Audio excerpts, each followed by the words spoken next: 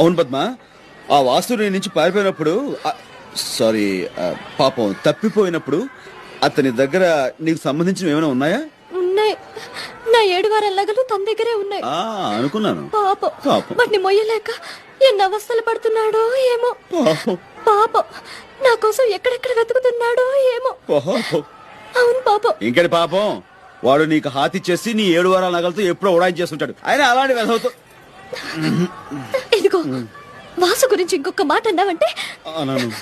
వాసు నిప్పు తెలుసా? తెలియదు. నన్ను ఒక్కసారైనా తాకరు కూడా తాకలేదు. తాకడు పెట్టుకోవడానికి 7 వారాల నగలు ఉండగా నిన్ను తాకాల్సిన అవసరం ఏం చెప్పు? ఏమైనా వాసుగాడి బుర్ర నిన్ను ఎక్కడ కొట్టాలో అక్కడ కొట్టాడు పవిత్ర ప్రేమ మీద. వాడు ఎందుకు వస్తాడు? నా మాట విని నువ్వు మీ ఊరు జంప్ అయిపో. ఇంకా వాడి మీద పిచ్చిపోలేదు అనుకో, పక్కనే గంగానది ఉంది, అందులో జంప్ అయిపో. నీ బోర్డు సలహా నాకే ఒక్కర్లేదు.